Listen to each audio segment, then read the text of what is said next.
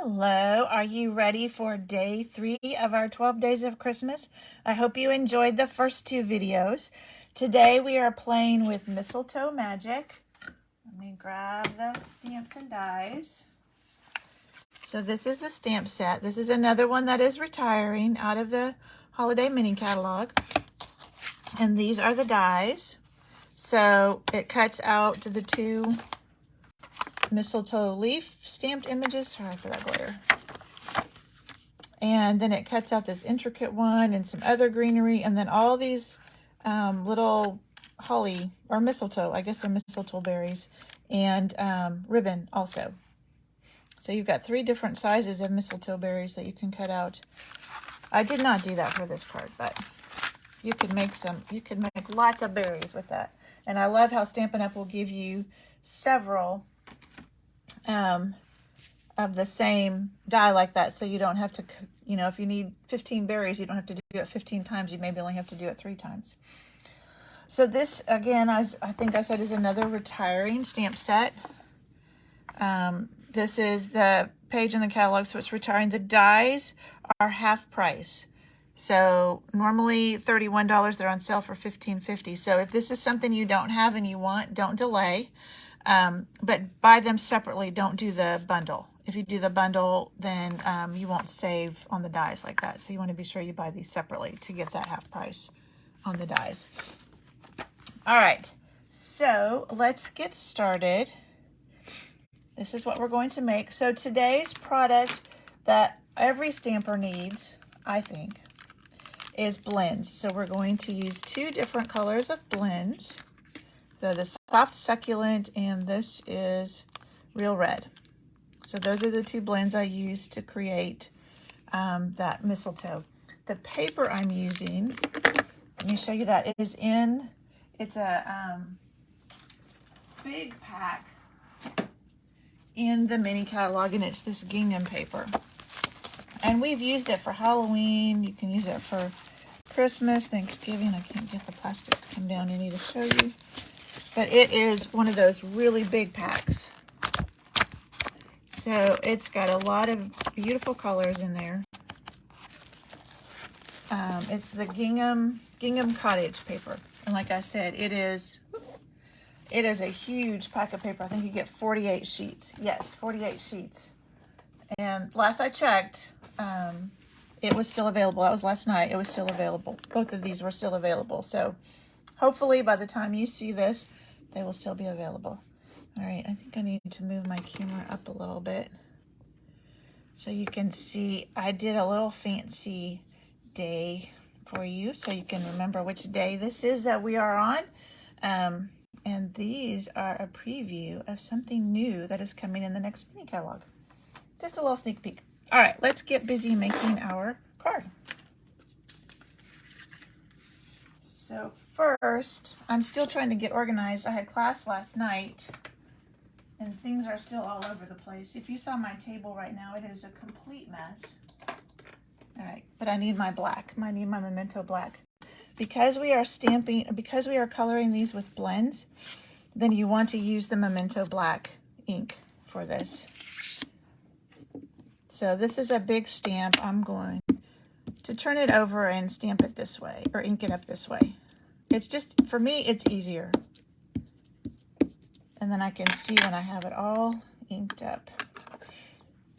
And this is not one of those photopolymers, so I do not need to, yeah, it didn't matter, put my foam sheet underneath of it because it already has the foam on it. So just give that a second to transfer.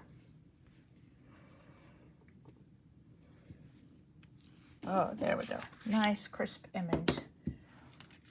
I'm going to give it just a minute to dry before I start coloring it so we can get our card base put together while we're waiting. So this is some of that gingham paper in the Real Red, and then a Soft Succulent card base. And let's go ahead and stamp our inside. So I stamped, at first I had like a sentiment down here, but I just felt like it detracted from the mistletoe. So I just put it on the inside. So that's Merry Christmas. That is Evening Evergreen. That's what I used to cut these out. So let's do that real quick. Evening Evergreen. And we'll just stamp that on the inside. Hopefully straight. Again, you can stamp it lower if you don't want to write very much on the inside. Stamp it higher if you want to write lots of stuff. There we go. Close that up before I make a mess. And now we can put our designer series paper on. I will probably have one of these where I talk about all the different adhesives. Oops. I know that we used adhesive sheets on yesterday's. I think it was yesterday's, yeah. And that is a great thing if you have intricate dies. I did not use it on this one, but I could have. But I like, when it's something like this that's hanging down, I like to leave the bottom just kind of, you know, loose. Just gives it a little more movement and texture. All right, then these guys. Oh, I'm going to cut that out before I color it. So I just want them just kind of flowing down a little bit. And then my focal point will go on the top of that. All right, green glue. So we'll just use a little bit of this in the little berry spots. So you could die cut a bunch. We used a lot of green glue last night in class. We were making snowmen. And they had little arms and hats and all sorts of things we had to glue on. I'll put that one right there.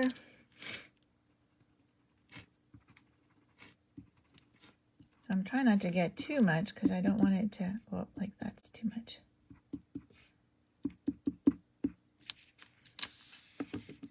I want that one to come down a little bit. And just hold it for a minute so it can adhere. All right. Now, move this out of the way for the moment so that we can die cut. I'll take the big die that cuts out the whole thing.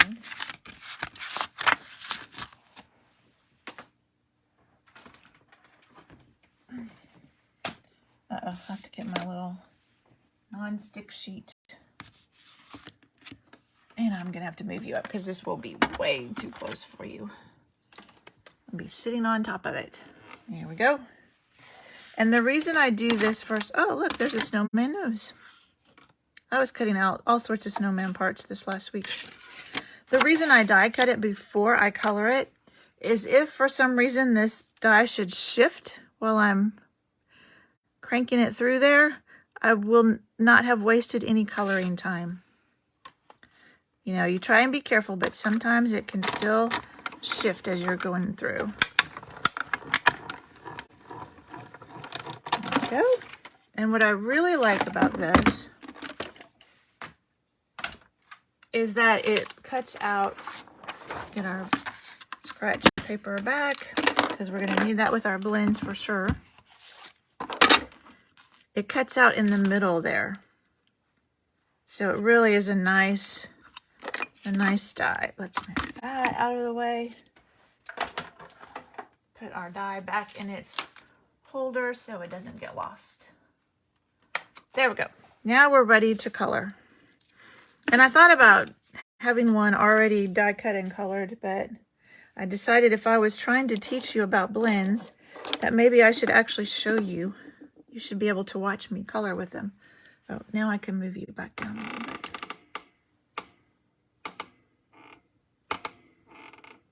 Okay. I'll try and stay up here. So I found, I'm using, this is the dark Soft Succulent. Lately I have been doing my dark first and then going over it with my light. So Stampin' Up! Has already given us lines on these in the center. Don't put it on your berries, just on all your leaves.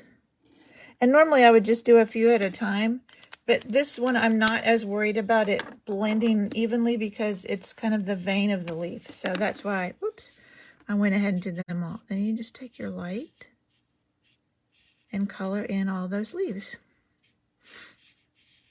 I love the smell of blends. I don't know what, I guess they smell like alcohol, but like rubbing alcohol a little bit, but I don't know. I like the smell of them. And I may come back and get some of these branches with the smaller end of this. Now this one you won't see the beauty of the blends as much. I'll just be a little darker in the center. You'll see it a little bit more on the berries. And the blends don't come in every color, but they come in a lot of colors. And anytime you have an open image like this, must have something sticky on my finger, then blends are a fabulous tool to use to color them.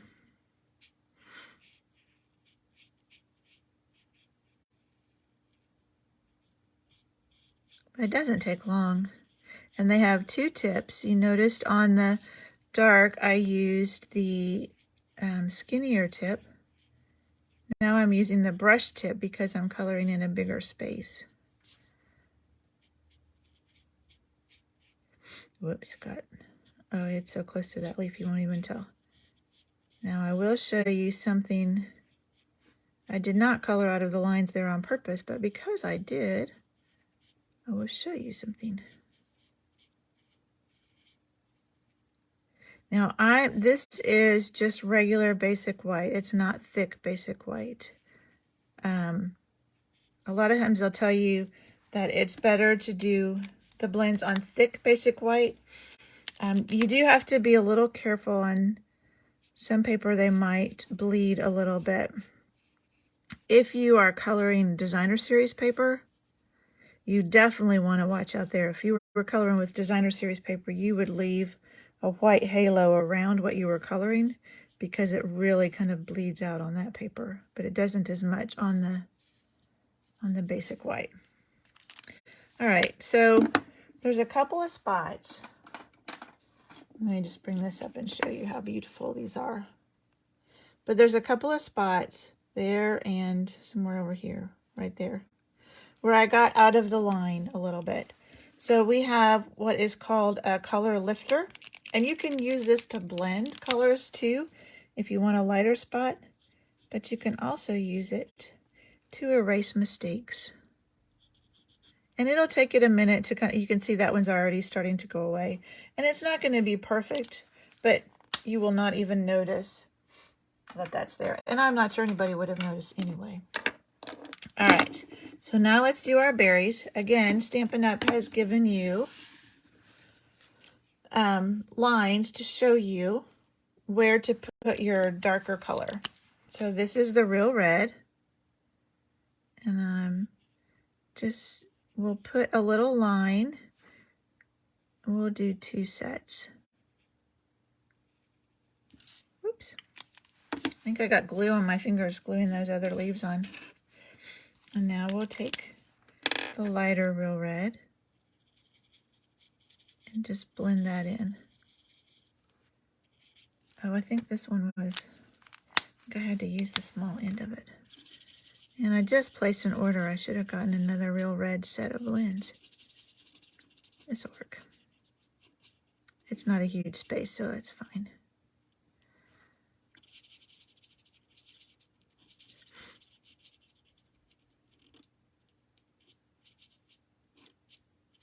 So you're just blending those two colors together. Trying to get rid of those white. There we go.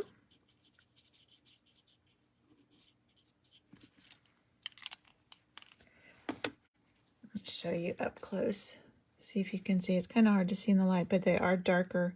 Just gives it some nice subtle shading. So So let's do our other ones.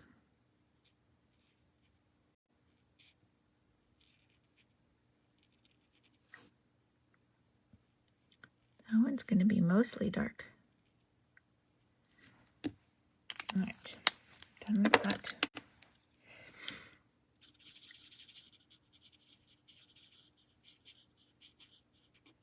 You see, this didn't take long at all. And it makes you look like an artist. I am definitely not an artist. I can't draw anything freehand. But with Stampin' Up! Stamps and Blends, I can look like an artist. And there we go. There's our mistletoe. Not pretty.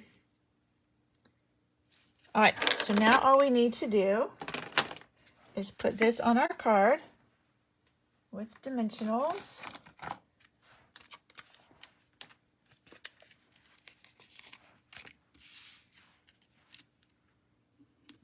And I think I put a small one up on the, because I didn't want the very end of the branch to sag down. And let's put one down here. Do we need one there? Let's put another small one there, just to be safe. We'll put one down here. All right.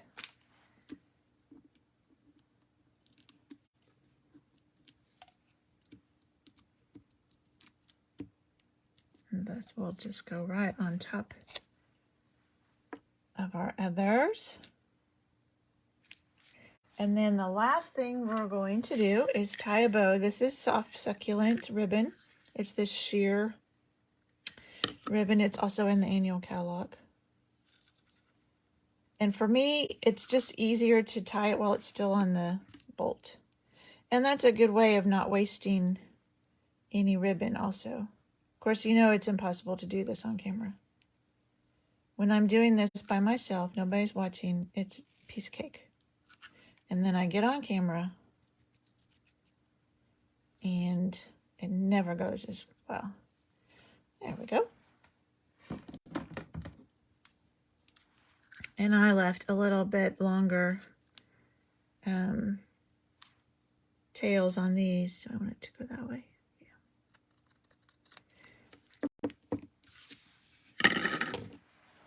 Now we need a glue dot. That is the easiest way to put ribbon on. So just take your bow to the glue dots, pick it up, and then put it right there on the end of your mistletoe. And there we go.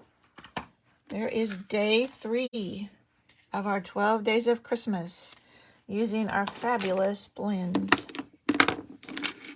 All right, I hope you enjoyed that, and I will see you tomorrow for day 4. Bye.